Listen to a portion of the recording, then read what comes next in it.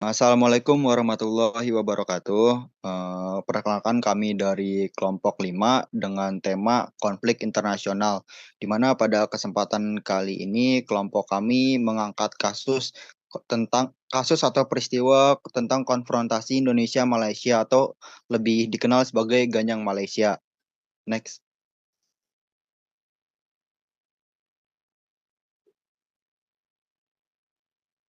Untuk anggotanya terdiri dari saya, Yoga Tripambudi, ada Dwi Wulandari, dan Sakila Humaira.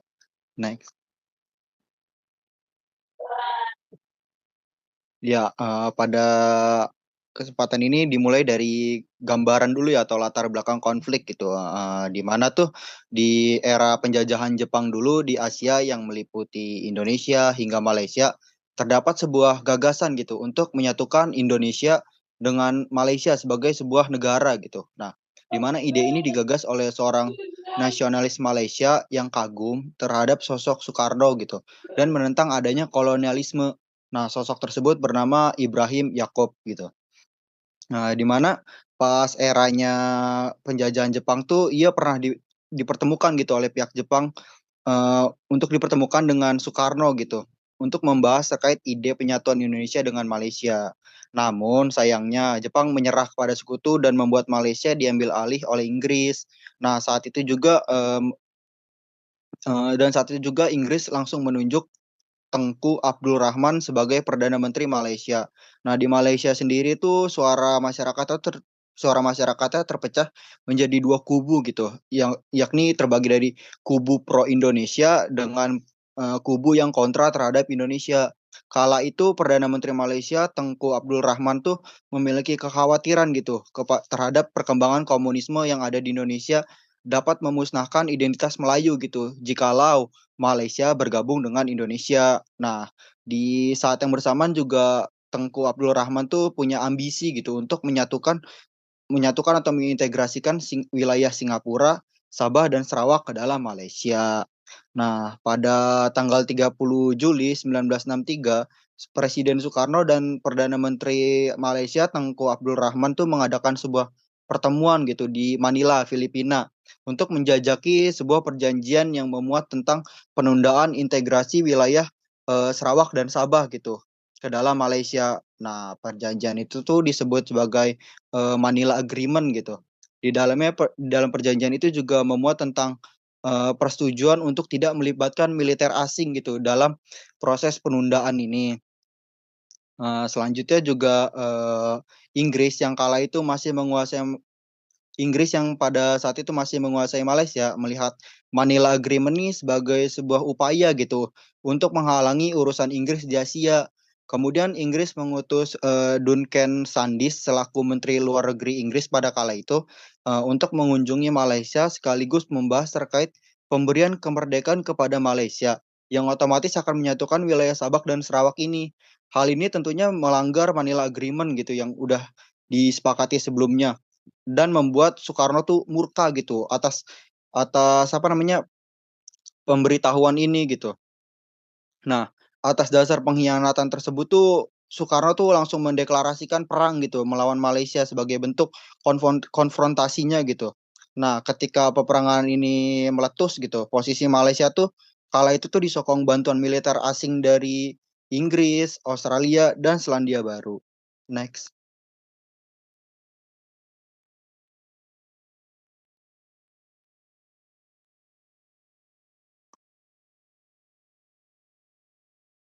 Nah, masuk ke pemicu konflik. Pemicu konflik tuh secara garis besar tuh ada dua gitu.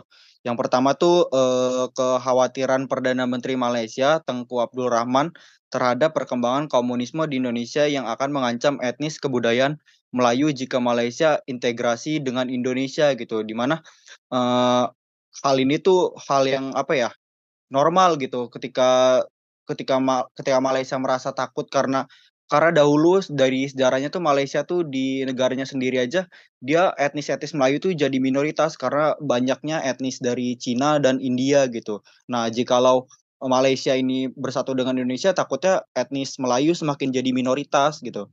Nah, yang kedua tuh ada pengkhianatan Manila Agreement di mana Malaysia lebih memilih menerima kemerdekaan dari Inggris dibandingkan, menunggu hasil keputusan PBB pada saat itu yang berwenang untuk memutuskan bahwasannya wilayah Sabah dan Sarawak tuh, bisa bisa menyatu dengan Malaysia atau tidak, layak atau tidak gitu. Next.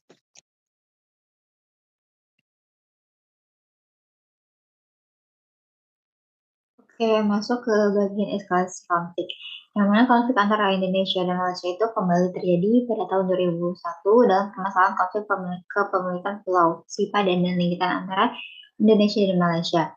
Dan untuk menyelesaikan permasalahan ini, kedua negara tersebut sepakat untuk menyerahkan kedaulatan dan permasalahan ini tuh akan dibawa kepada Mahkamah Internasional dan hasilnya ini Malaysia memenangkan atas kepemilikan Pulau Sipadan dan Ninggitan. Nah, konflik di antara Indonesia dan Malaysia ini tuh bisa dibilang telah terjadi sejak awal negara tersebut berdiri gitu. Yang mana dengan kondisi negara tersebut yang bisa dikatakan serumpun selama ini tuh tidak diangkat, tidak menjadi jaminan bagi kedua negara tersebut tetap hidup rukun dan damai. Nah, ketegangan yang terjadi seiring pernyataan Presiden Soekarno yang mana dikenal dengan ungkapan Gajah Malaysia ini hingga saat ini masih digunakan oleh seluruh masyarakat Indonesia ketika bangsa ini tuh kembali berkonflik gitu, baik itu dalam permasalahan wilayah, kedaulatan ataupun pengklaiman budaya, bahkan konflik perbatasan antara dua negara tersebut. Nah, tepatnya di tahun 1960 merupakan awal konflik antara Indonesia dan Malaysia. Konflik ini tuh terjadi ketika masing-masing negara tersebut bersikukuh terhadap batas wilayahnya, sehingga Indonesia itu pada saat itu dipimpin oleh Presiden Soekarno hampir tidak memiliki jalur konfrontasi untuk menyelesaikan permasalahan dengan Malaysia. Akan tetapi atas hal tersebut dapat dihindarkan dengan sikap Malaysia yang hingga saat ini masih bersifat kooperatif gitu terhadap pemerintahan Indonesia. Yang mana sikap yang ditujukan tersebut itu dapat dilihat dari adanya keinginan Malaysia untuk menaati perjanjian yang sebelumnya telah disepakati oleh kedua negara tersebut. Nah, selain permasalahan mengenai kepemilikan Pulau Sipadan dan Ninggitan antara Indonesia dan Malaysia, selain itu, permasalahan lain pun muncul terkait dengan pengungkapan pegawai Dinas Kelautan dan Perairan Indonesia pada tahun 2010 juga semakin menyulut atas panasnya hubungan antara Indonesia dan Malaysia, yang mana adanya desakan dari berbagai pihak menjadikan Presiden Susilo Bambang Yudhoyono segera mengambil keputusan terhadap Malaysia juga yang sangat diperlukan agar konflik tersebut antara kedua negara ini tidak semakin meluas dan tidak semakin menjadi-jadi gitu konfliknya. Nah, terkait permasalahan tersebut, tanggapan Presiden Susilo Bambang Yudhoyono mengenai permasalahan penangkapan pegawai dinas perikanan dan kelautan di Indonesia harus mengedepankan diplomasi dan menghindari terjadinya kekerasan dan konfrontasi terbuka. Next.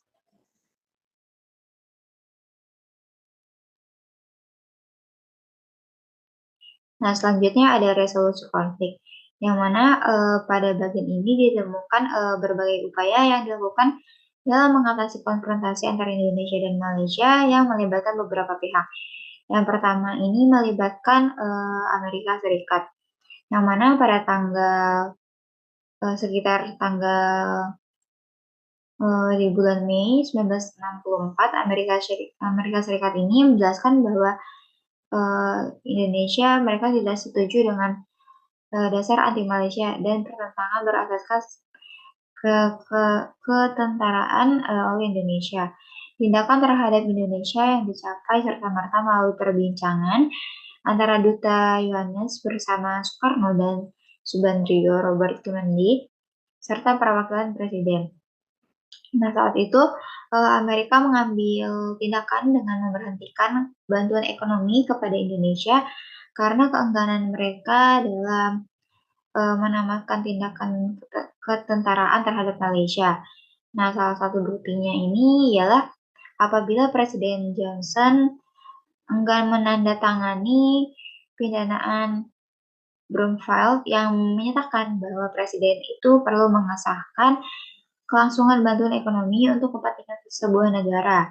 Nah, pada saat yang sama, Amerika Serikat juga telah memotong baki bantuan kepada Indonesia, yang mana keadaan ini itu telah menyebabkan ketegangan antara Amerika Serikat dan Indonesia, yang mana dijelaskan bahwa walaupun Amerika Serikat mencoba membantu menyelesaikan konfrontasi tersebut, ya ini antara Malaysia dan Indonesia, akan tetapi usaha tersebut itu tidak berjaya sebaliknya. Dan justru menjelaskan hubungan diplomatik antara Amerika Serikat dan Indonesia. Selanjutnya perundingan dengan Bangkok, yang mana sekitar bulan Februari 1964, Tun Abdul Razak telah mengadakan perundingan diplomatik dengan berbagai menteri yang bertempat di Bangkok, Thailand. Nah, perundingan tersebut itu diwakili oleh Dr. Subandrio dari Indonesia dan diwakili oleh Setiausaha dari Filipina, yakni Salvador Lopez, yang mana perundingan tersebut itu diketuai oleh Menteri Luar Negeri Thailand, yakni Tahnat Koman, yang mana pada awalnya ini Malaysia itu terus bersikeras untuk tidak turut serta dalam rundingan tersebut karena meragui adanya keikhlasan Indonesia untuk menamatkan konfrontasi tersebut. Nah, pada saat pertemuan isu-isu tersebut itu dibangkitkan tentang perdamaian sementara antara dua pihak dan pengunduran kemarahan ketentaraan Indonesia. Nah, dari Dr. Subandrio tersebut mempunyai pandangan yang berbeda terkait isu politik perlu diselesaikan terlebih dahulu sebelum pengunduran tentara dan gencatan senjata yang telah dilakukan. Nah, selanjutnya ini ada penglibatan persatuan bangsa-bangsa dalam keterlibatannya guna mengatasi konfrontasi antara Indonesia dan Malaysia. Yang mana pada saat itu dalam pembahasan konfrontasi tersebut berbagai isu yang ditengahkan oleh Tun Dr. Ismail seperti halnya menyatakan bahwa keupayaan Malaysia untuk menjalin hubungan baik dengan negara jiran, terutama Indonesia, proses yang membawa masalah tersebut kepada pembentukan Malaysia, serta kejadian yang mengakibatkan terciptanya antara Ikatan Indonesia dan Malaysia, Filipina pada tanggal 6 September 1964, bahwasanya perbincangan sekitar 18 September 1964 ini mendapat berbagai reaksi yang cukup antusias gitu dari berbagai negara. Antara lain itu di CEDAW, yaitu perwakilan dari Prancis yang menuntut Majelis Keselamatan PBB mengecam serangan Indonesia terhadap Malaysia. Nah, terkait dengan penyelesaian di cadangan tersebut itu terdapat usulan atas perundingan damai beserta pertolongan daripada bantuan dari benua Afrika. Meskipun begitu, wujud pertentangan dari Union of Soviet Socialist Republic justru menitikberatkan aktualisasi bahwa Indonesia memprotes kolonialisme. Next.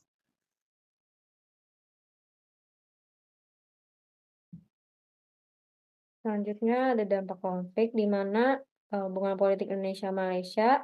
Sebelum itu, perjuangan pembentukan Federasi Malaysia dalam menghadapi tantangan konfrontasi yang dilancarkan oleh Indonesia juga telah membawa Malaysia pada suatu kepercayaan diri bangsa yang tinggi. Setelah berakhir konfrontasi tersebut, maka negara-negara Asia Tenggara bersepakat untuk mewujudkan kesepahaman untuk memberi ruang kepada semua negara-negara untuk bersatu dalam menghadapi masalah yang melibatkan kepentingan bersama. Lalu pada Agustus 1967, 5 pemimpin yaitu Menteri Luar Indonesia, Filipina, Malaysia, Singapura, dan Thailand duduk bersama di Dewan Utama Jabatan Hal Ehwal di Bangkok, Thailand, dan menandatangani satu dokumen yang kini dikenal sebagai Deklarasi ASEAN. Dalam perkembangannya, tidak dapat disangkal bahwa sejarah konfrontasi Indonesia dengan Malaysia secara jelas telah menguras kondisi ekonomi dan kondisi perspektif masyarakat mengenai masalah konflik yang pernah ada. Hal tersebut juga merupakan cikal bakal lahirnya kerjasama ASEAN. Konflik yang pernah ada seakan memberi dampak positif bagi hubungan politik negara-negara ASEAN. Dalam hubungan ini juga merupakan satu kenyataan yang tidak dapat disangkal bahwa dalam menguraikan sasaran. Lalu ada dampak negatifnya di mana konflik ini menyebabkan keretakan yang mendalam dalam hubungan diplomatik antara Indonesia dan Malaysia, menciptakan ketegangan dan kecurigaan yang merusak kemitraan yang sebelumnya ada. Selain itu, situasi ini mendorong Malaysia untuk memperkuat dan memperluas aliansinya dengan negara-negara persemakmuran, seperti Inggris dan Australia yang memberikan dukungan militer dan politik dalam menghadapi konfrontasi ini. Dampak dari konflik ini juga menegaskan perlunya kerjasama regional yang lebih erat dan terkoordinasi di Asia Tenggara untuk mencegah eskalasi konflik serupa di masa depan. Kesadaran akan kebutuhan ini akhirnya mendorong negara-negara di kawasan tersebut untuk bersatu dan membentuk Association of Southeast Asian Nation pada tahun 1967 tersebut.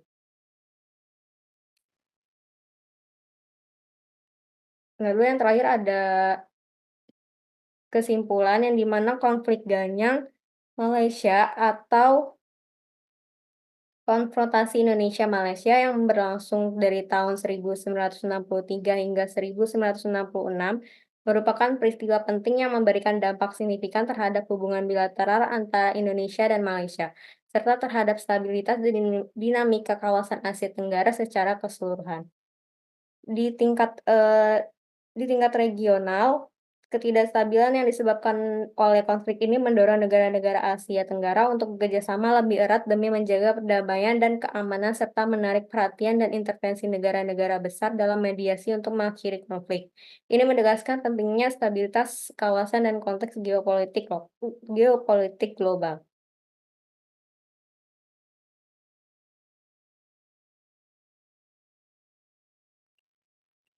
Mungkin, sekian presentasi dari kelompok kami, kurang lebihnya mohon maaf. Wabillahi taufiq wal hidayah. Wassalamualaikum warahmatullahi wabarakatuh. Waalaikumsalam warahmatullahi wabarakatuh.